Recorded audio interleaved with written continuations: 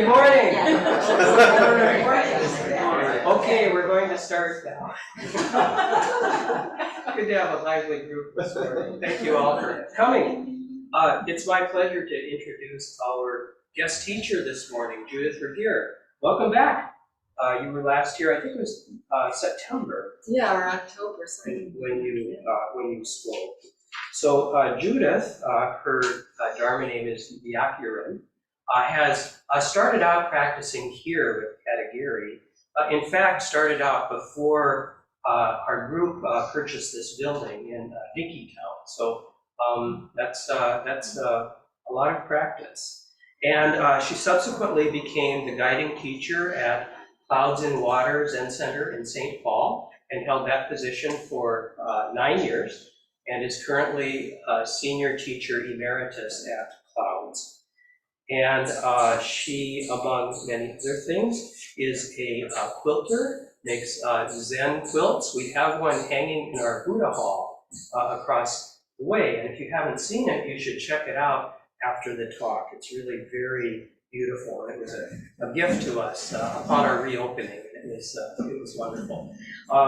Judith's written work has been collected in a number of different anthologies.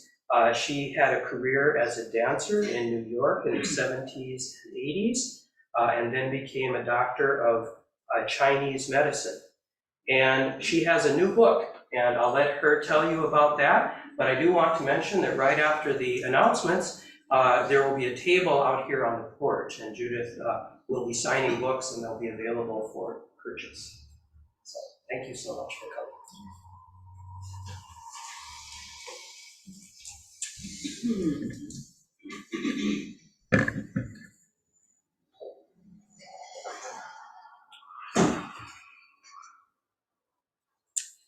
Well, I'm always very moved to be back at Minnesota Zen Meditation Center.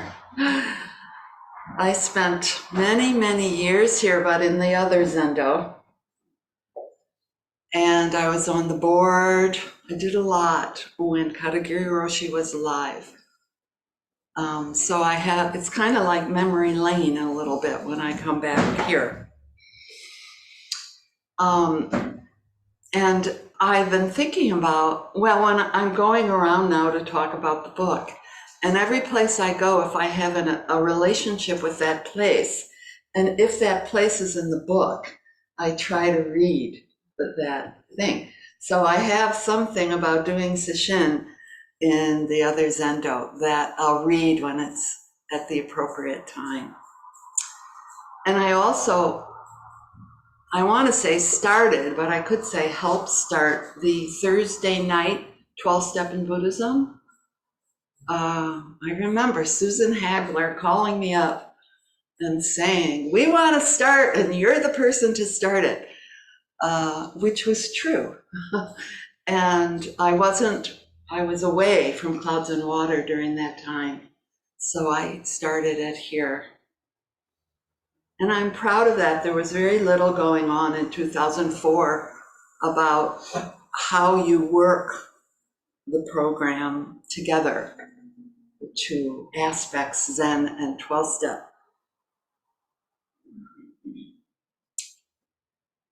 This book started because I had a few profound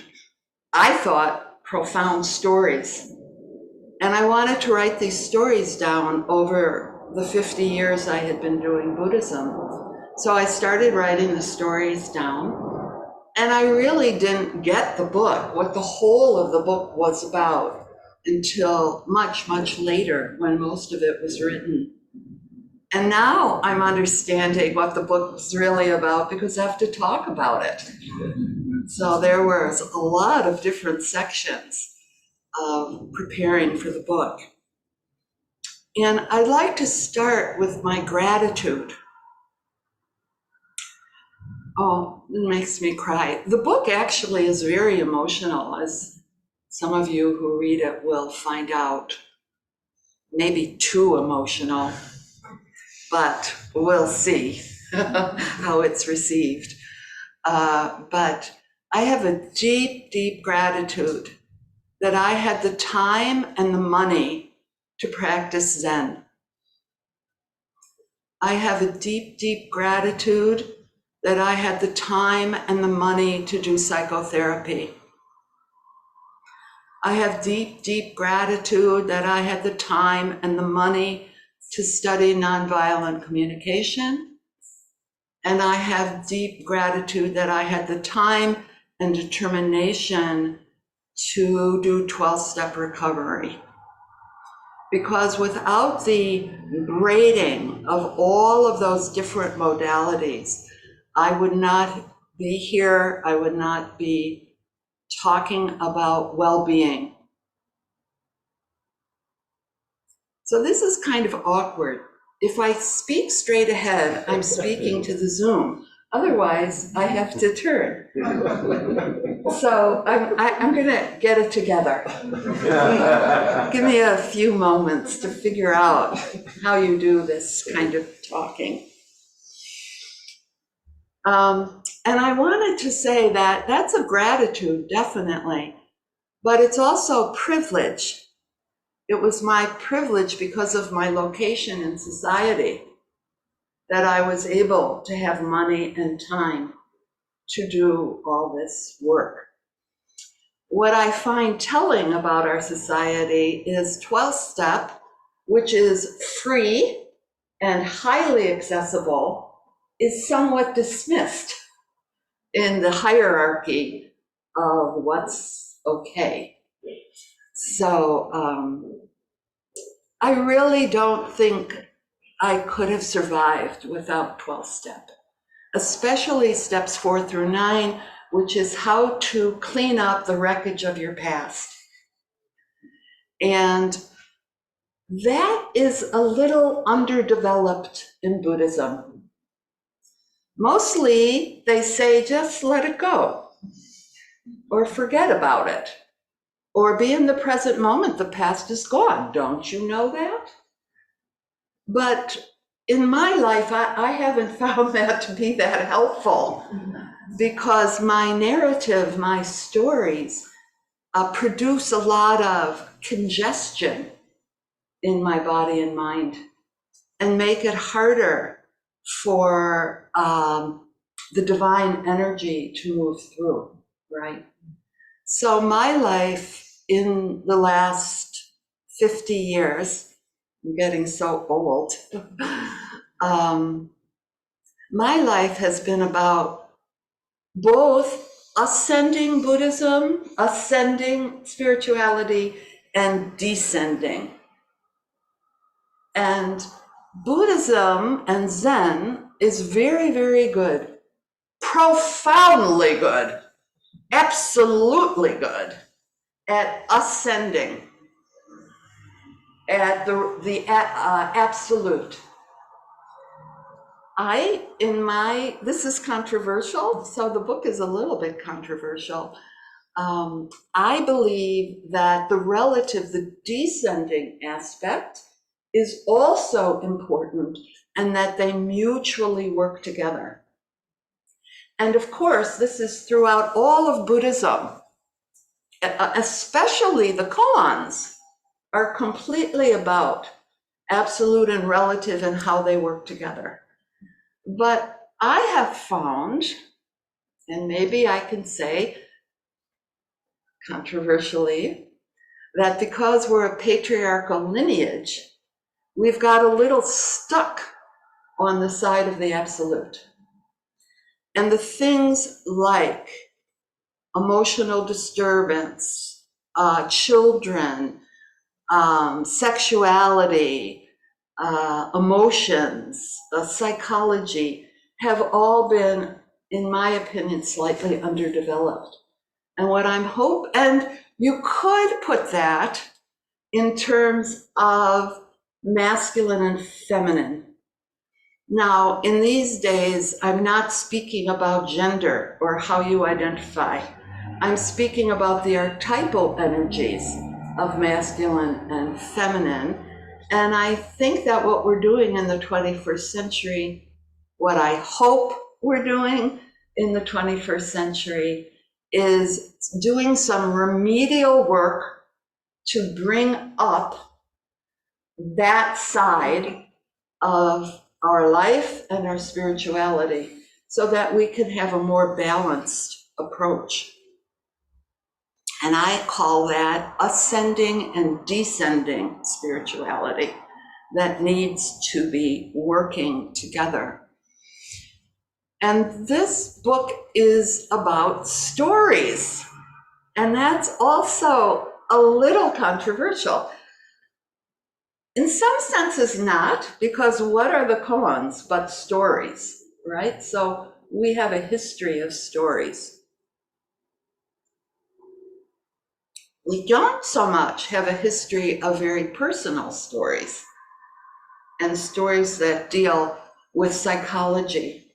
So in a sense, I am a product of the 20th century. I'm a product of feminism. I'm a product of psychology.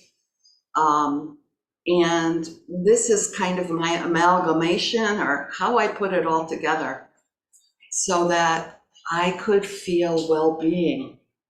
Thich Nhat Hanh, you know what I'm doing lately? Quite a few of my teachers have died in the last years. So Thich Nhat Hanh died.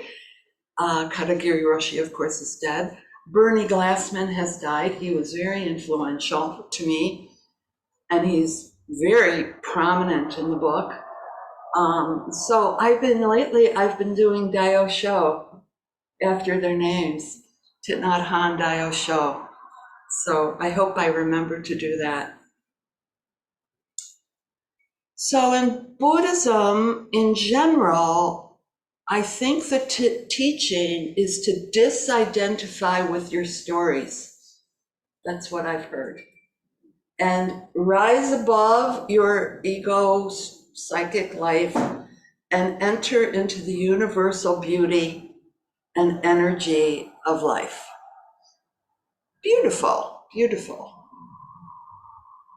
However, what I find, if you just disidentify, there's a lot of spiritual bypassing, or things don't get digested so that you can actually change your behavior, right? It kind of glosses it over, which I will say 12th step does not gloss over. You really have to go into what you did wrong. And, for a long time I looked, where are the amends in Buddhism? And I know that in the morning, if you come to the morning service, you do make amends. There's this little gata. But what I don't see is an investigation of our behavior and an amends making for our behavior. I couldn't find that so much. I did find it in Tibetan Buddhism. They spend more time in what they call the middle section, working with their emotions. So thankfully, I did find that. There was a moment in my life where I felt like Zen was fulfilling so much of my spiritual needs, but there was a hole in my heart. Somehow it wasn't fulfilling me emotionally, especially as a Jew. Jews, when they sing at temple, it's so emotional and davening and I couldn't find that. I was looking, where is that? And I have found it now, but I had to find where like the divine abodes, the Brahma Viharas were, and I had to uplift them. I had to go to Tonglen and Lojong, which are Tibetan teachings, and uplift them. I had to go to Vipassana, and they have mindfulness of the emotions, the forgiveness practices, and uplift that. So I did fill my hole so that I could keep doing Buddhism. And this is what I'm saying about merging a lot of different modalities, especially as 21st century Americans, in order to find the liberation, the freedom that we're seeking. And I would say a lot of Zen people would tap me on the head and say, that's too psychological. But here I am saying it anyway. I think I'm a bit of a collective voice. And may I say, I'm the collective voice of many, many women who have studied Zen. So I'm taking the courage to speak out about what needs to happen in the 21st century.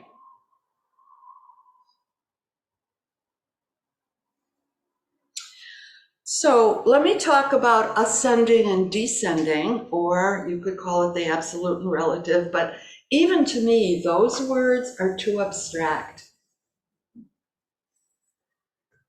So in a way, the book is about the Fox koan, Book of Serenity 8. I'm not going to do the Fox koan, but I'm going to do the two answers. One of them is the ascending answer, and one of them is the descending answer.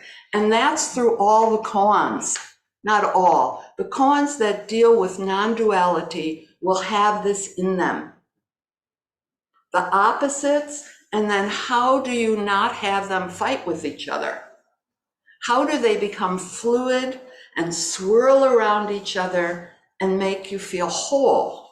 Because right in this moment, you are both. Right in this moment, I am Judith Ragir, and I'm also Byakuran. I'm my higher consciousnesses and my manifest bodies completely together. So let me just do the 2 sentences, and then my mind is going a little bit faster than my mouth at the moment. So let me slow down, that'll help.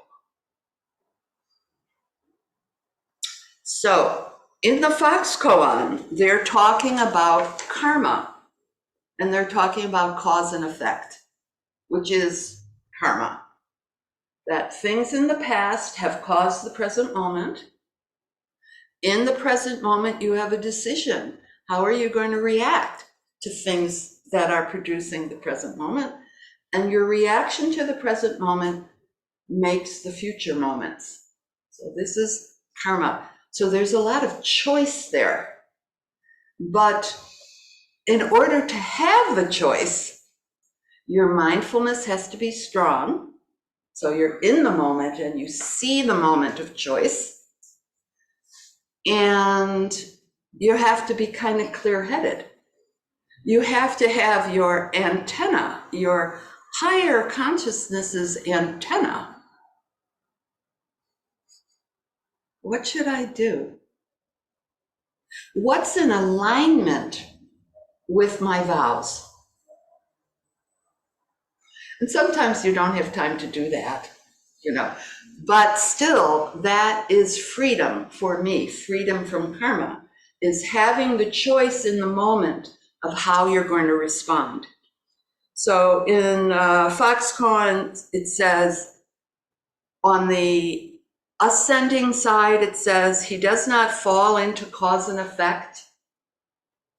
He doesn't fall, and of course it's a he. So I'm going to change that. She doesn't fall into cause and effect.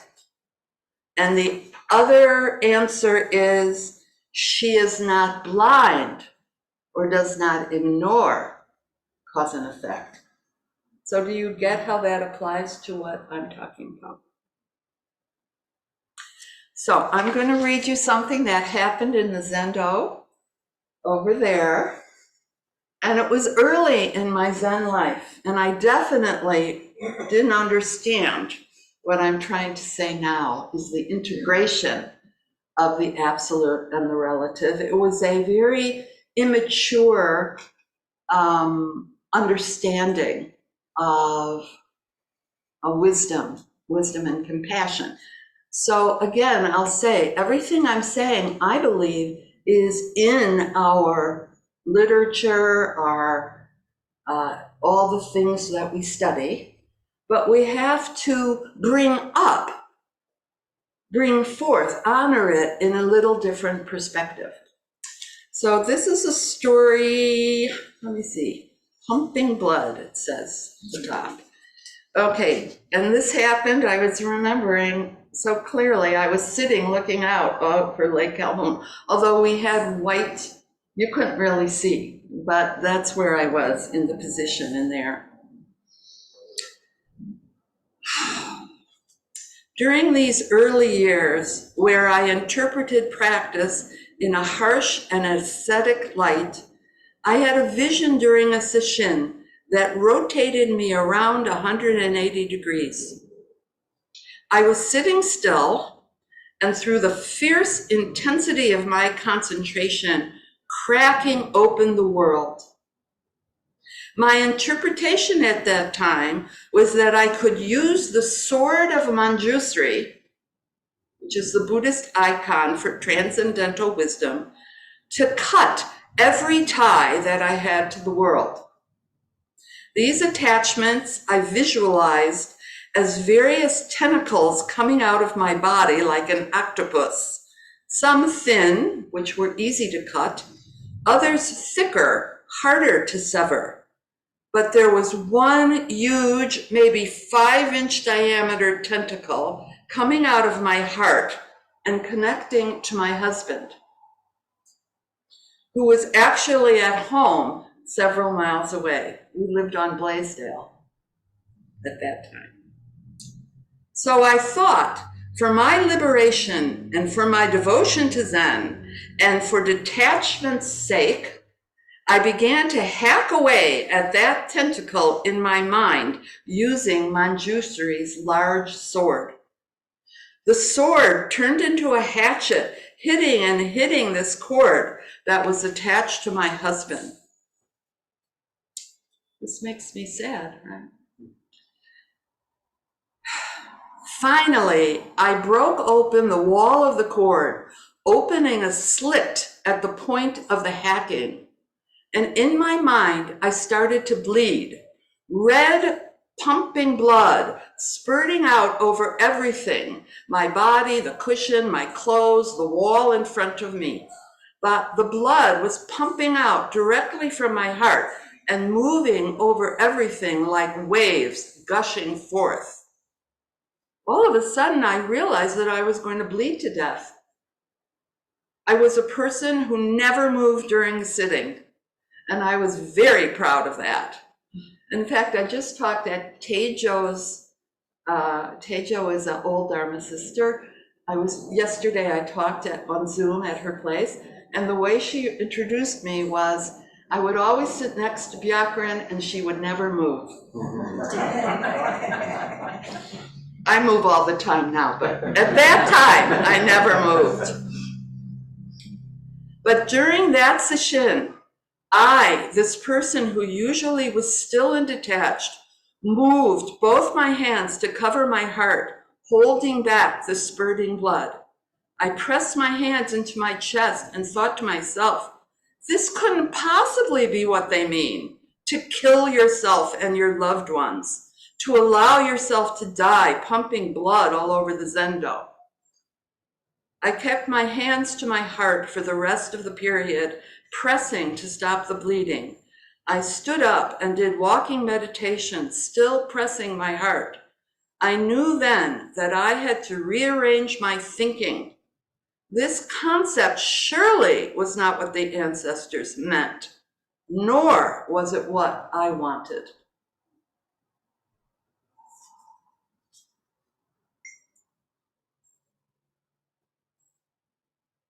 So I'm giving this kind of same talk, but it changes every time because I've never read that before out loud. And I brought it up because it happened in this Zendo.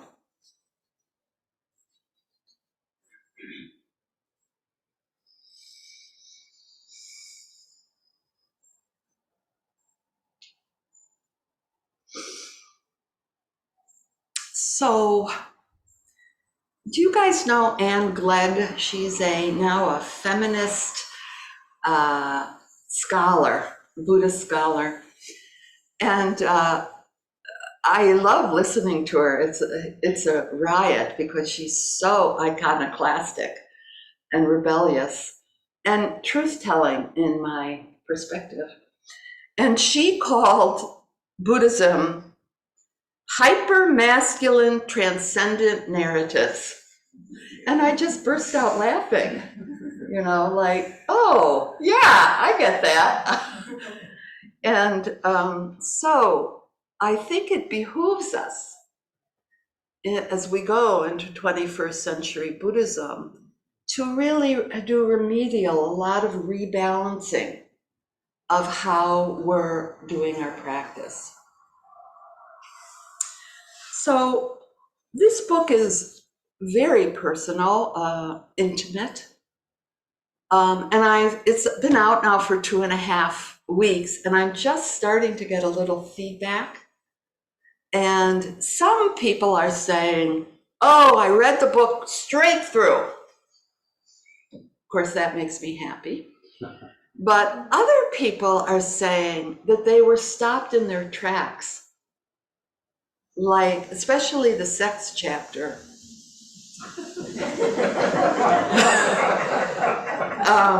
I've gotten quite a couple of people so far has said they had to stop and digest it. So the book, especially 3 or 4 chapters of the book, and I'll tell you, these are the chapters I started with. World War II and No Self. I hope I can get into that. But that was because of internalized anti-Semitism that I was feeling. So I had done Buddhism, let's say 40 years. I was the head of a Zen center, and some of my students started calling me Roshi, which means mature Zen teacher. And that just didn't sit right with me. Is this how a mature Zen teacher feels? So much anxiety inside. And I had done all this work. In some ways, I think my personal karma had been digested. I use the word digested and metabolized because I think that's what one has to do, to work with your past, digest it, metabolize it, accept it, and then release it. And I think in Buddhism, sometimes we skip over the metabolizing. Although you do metabolize during Zazen, would you say? So Zazen is a great metabolizer. But I still think we skip over that part and just go to the release. And that didn't work for me in my case. Now, maybe that's because I was so screwed up when I came to Buddhism. My emotional body was very disordered. So I needed a lot more than just sitting quietly, although sitting quietly helped me so much. But in my case, I had to do a lot of things to get me to where I am right now, which is fairly free, I have to say. Hallelujah, wow.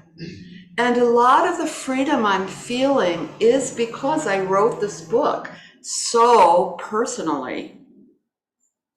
And my idea about that started when I was a teenager, that an artist, a really great artist, drills down to the bottom, like the bone of it. And when you get as deep as you can go, that makes it universal. So that was the philosophy that I wrote the book. Now, whether or not, you can tell me if that worked, or if it's just a book you throw in the wastebasket. But that was my philosophy. And that is also relates to this disidentification with the story. I did it a little differently. And I am, finally, I can say, I'm somewhat, here comes 80%. I'm 80% healed. I'm 80% disidentified with my story. I think perfectionism is a near enemy of enlightenment. And so I'm into 80%. 80% healed, 80% enlightened. Yes! And I don't need to be better than I am. Hallelujah. That's enlightenment to me. Anyway, so I talked about the story. So I disidentified with my story by going through it, plunging in, and really digesting, metabolizing it. And then the release was automatic, really. The release was grace. The forgiveness was grace, which I'm feeling now, I have to say.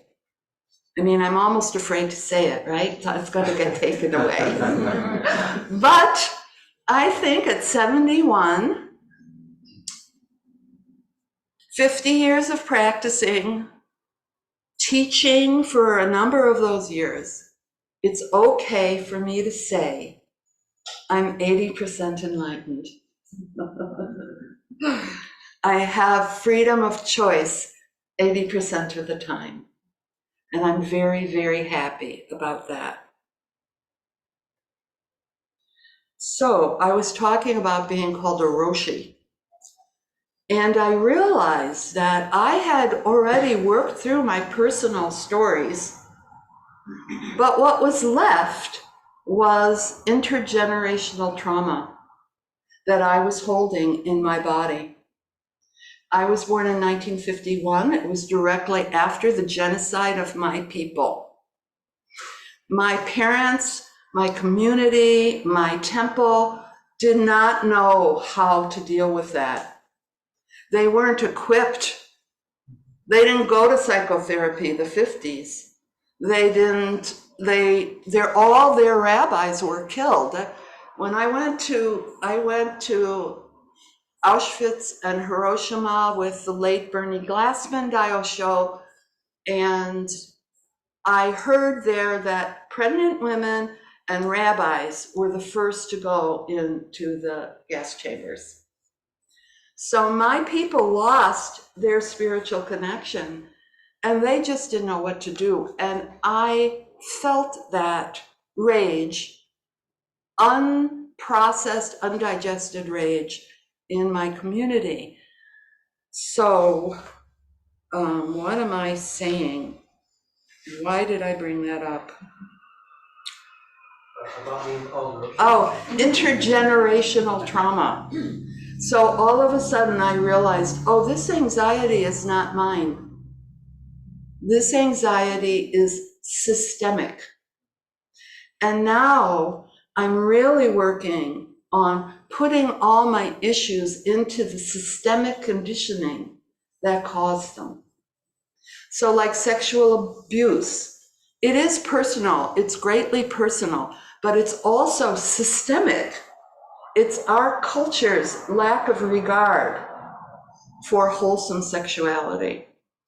And I say, the Me Too, I wrote the chapter before the Me Too movement exploded.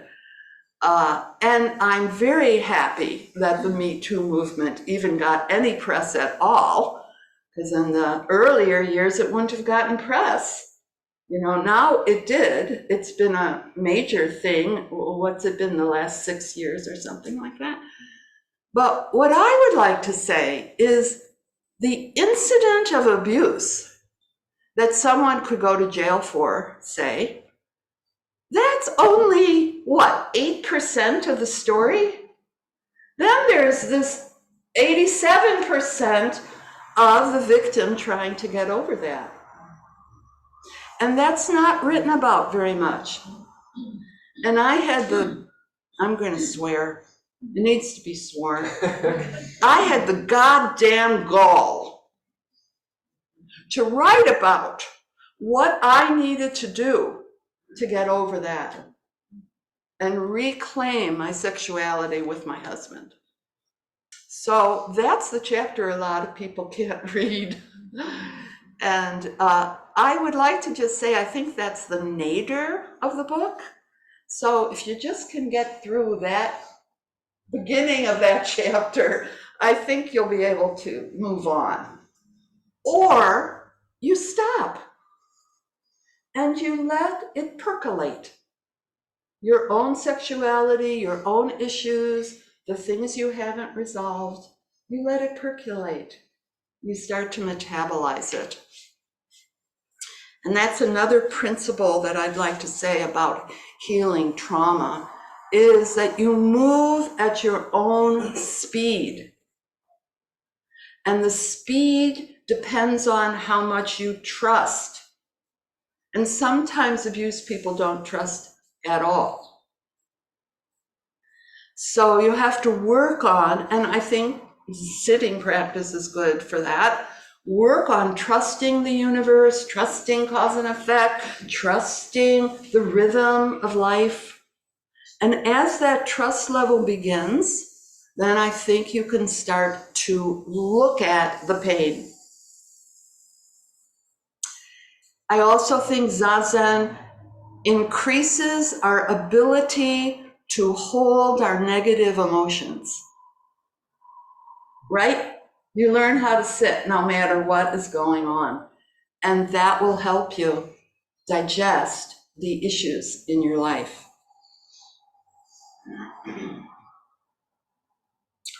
So I looked at anti-Semitism from a systemic approach, and I haven't said this yet.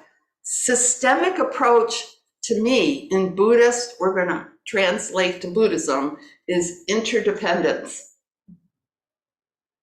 The causes and conditions, the external world affect you, and you affect the external world. Not separated, completely interdependent, co-arising. And now that has become a major practice of mine, that I always put my individual problem in a systemic outlook. And that helps me, first that depersonalizes it a little bit, and then it helps me hold the pain, because I know thousands or millions of other people have the same pain. It's human pain.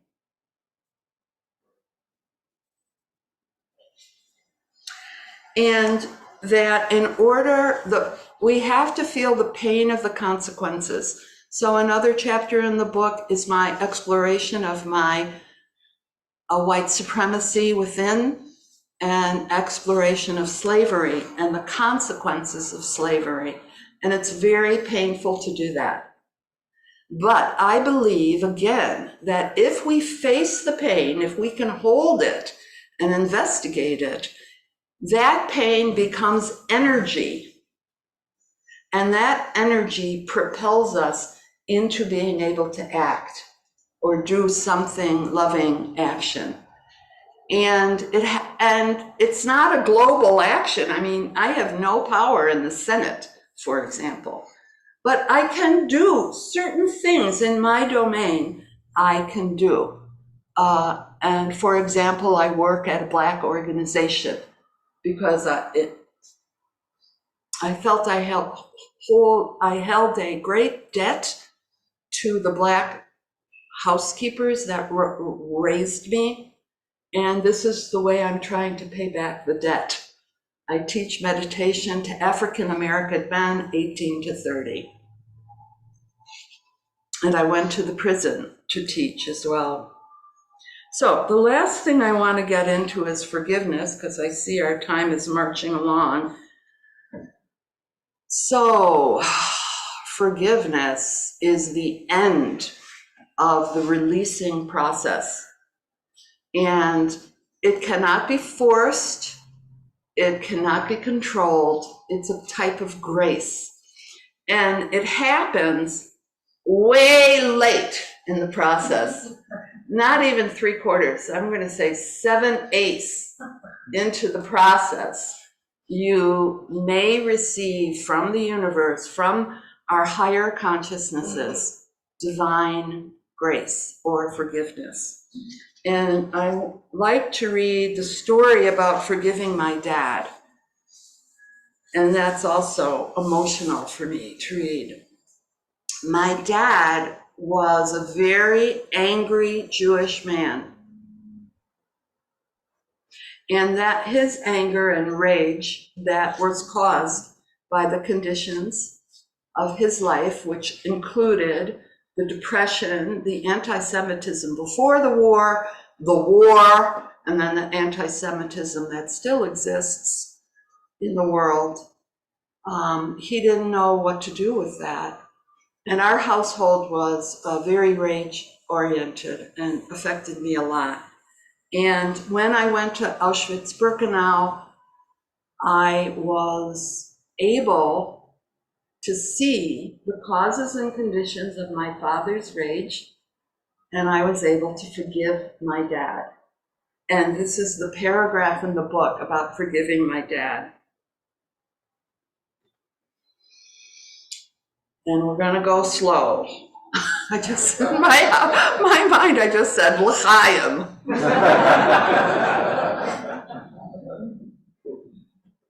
Okay. Standing in the middle of the Birkenau concentration camp, I realized the causes and conditions that had made my father my so-called enemy. And he became a human being in my eyes. I saw beyond my limited and preconceived intellectual understanding of who my father was and the conditions that had shaped his psyche. My heart opened to the causes of my father's rage. It struck me like lightning in a moment of insight and release as I was moving in a long stream of retreat participants towards the front gate for a lunch of bread and soup. All of a sudden, with no warning or intention, I found myself dropping to my knees, my head bent over and my hands on my heart. People were streaming past me on both sides as if I were a rock in a stream, the water rushing past. In this moment, out of time, huddled forward over my knees, I forgave my father and I asked him to forgive me. Crying and howling with grief for my ancestors, for my parents, and for me. I saw the many repercussions of the violence and dehumanization that had happened at Birkenau and in my people's lives and their connection with my own life.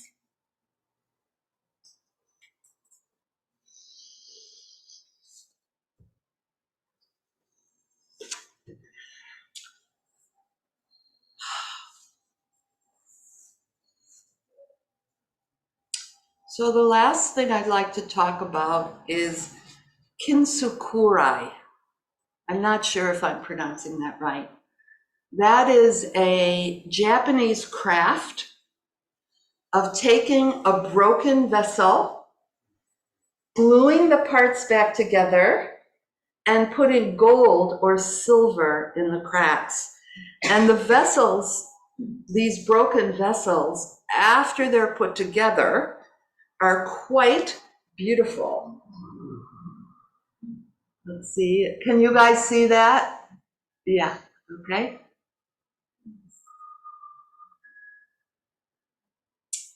And there's a great koan, I guess I'm going to read it.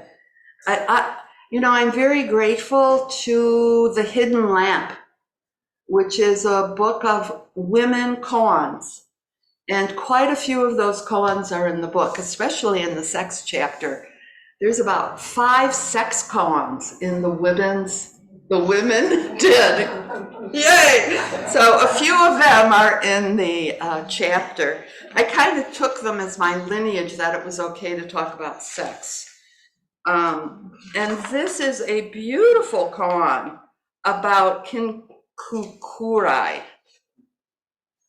And it's called The Authentic Tea Bowl Before You Were Born. So that has to do with what is your face before you were born, okay?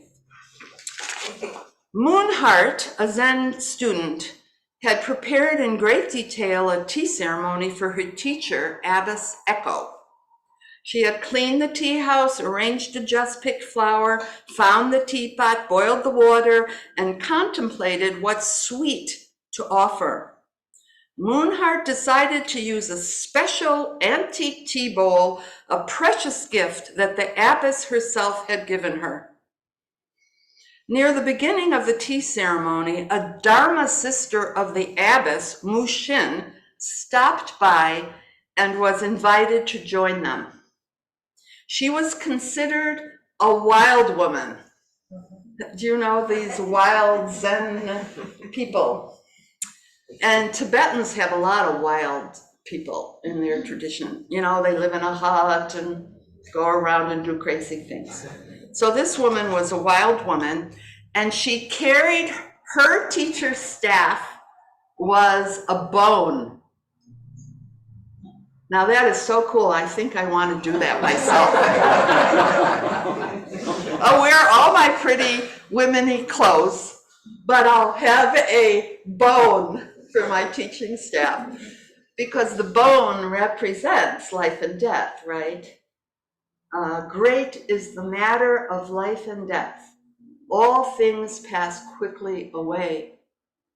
Things in human life are always breaking. There's a lot of loss we experience over and over. And often, often I have felt in my life like a broken vessel. So, right in the middle of the ceremony, Mushin smashed the tea bowl with her bone and scattered all the pieces all over the floor. Everything, every thought stood still. Moonheart nearly fainted. Mushan exclaimed, "Now look at the authentic tea bowl that exists before birth." Yeah, good. That's the ascending point of view. And then the abbess did the descending point of view. A few moments later, Abbess Echo calmly responded, "I gave you this tea bowl, but now I would like you to give it back to me. Before you do, gather up all the pieces, glue them back together, and fill the cracks with gold. And name this new bowl the authentic tea bowl before birth." It's beautiful. She brought it completely around, that the form is the authentic face, and it contains in it the smashed, broken open emptiness. Beautiful. And I'll just show you so my hope for myself is that I've done my gold filling, and I don't know how we're going to do it with the world. I think our world is kind of smashed at the moment. So may the 21st century pick up the pieces, glue them together, and put gold in the cracks, so we have a new society that is more wholesome than the one we're currently in. So I wanted to have more discussion. I kind of got carried away, but we do have 5 minutes or not? Okay. sure. Okay, Good. let's have just 5 minutes if anybody wants to say anything. There is someone on the, Jane is wanting to say something. Oh, Jane, just unmute and you can speak. So Judith, I'm Jane Dallinger. We practiced together, and I read your book immediately. And I think a group here in Rochester, New York is going to study it in the fall and have discussion groups and probably get in touch with you and try to invite you to come to a session. Thank you for having the courage to write it. I'm sure it was not easy to think about publishing it. Our community has gone through many changes. We are now teacherless and administratorless and figuring out how to be a Sangha-led community. And I think interestingly, I think it's a little bit like being that smashed T-ball and then figuring out how to put ourselves together with the gold in the cracks. But I appreciated your final comment about that's where our whole society is as well. And I think having your book out there is a stimulus for people all over the world to think about how can we sort of create a new approach to Buddhism that carries forward the treasure of the past and yet is also responsive to what is a very different society than long ago. So thank you very much. I remember you sweetly. Thank you.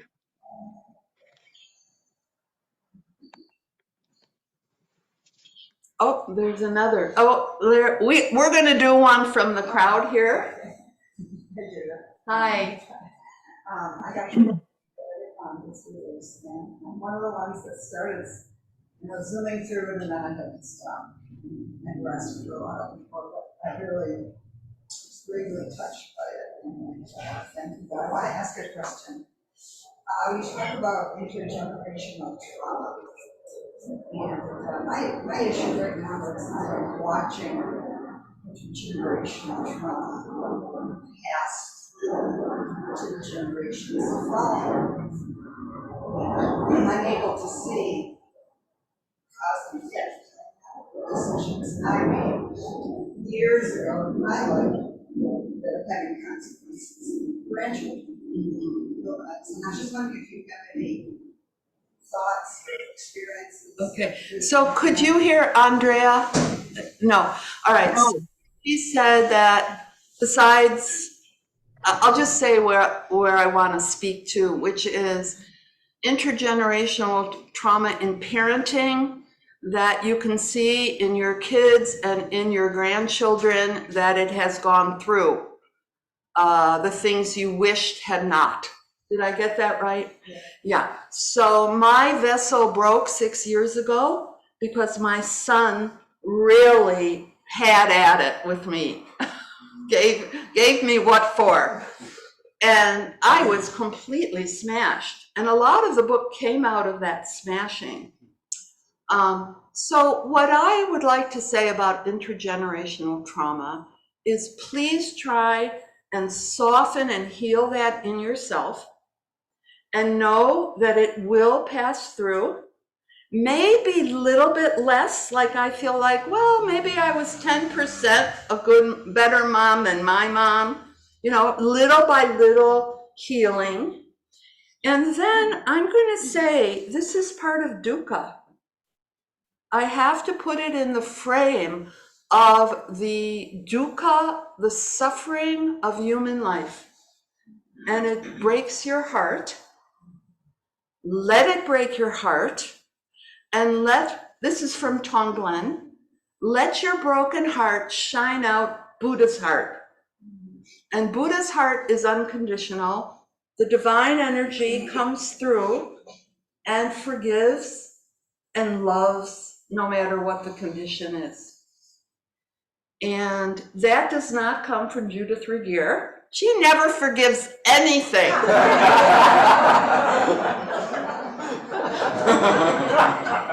That comes from my connection with my higher energies.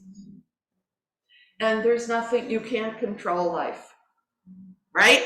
You can't control life. So you have to allow life to be life. Oh, Joan Sutherland is a Zen teacher in New Mexico. And she said, can I forgive the world for being the world? Can I forgive dukkha for being what it is, the suffering of human life? Is that okay, Andrea? Yeah. So I think there has been one more person, he's had his hand up. So Tim, you want to unmute and give us your thoughts? Hi, thanks for your talk and speaking of the long, slow process of recovery. And yeah, contending with the intergenerational trauma. After about a year, I just had to sit with this. It felt like it's much bigger than me. It's just much bigger than me. But the bowls, the cracked bowl reminded me. I can't remember who talked about the crack is where the light comes in. Yeah, Rumi. Rumi. And that's in the book. That's the chapter heading. I look forward to reading it. Thanks. So I think we have to stop. And there's some announcements or? What's the name of the book? Oh, did that not got put in the chat? The book is called, can you see it? Untangling Karma, Intimate Zen Stories on Healing Trauma. And Judith Ragir, you know, because I have an unusual name, you just have to put in Judith Ragir and you'll get to it. And Subtext is a bookstore in St. Paul. And they are coming to all my live things to sell the book. I think they should be here. And otherwise, if you go on my website, there's all kinds of places to order it. JudithRagir.org. Thank you.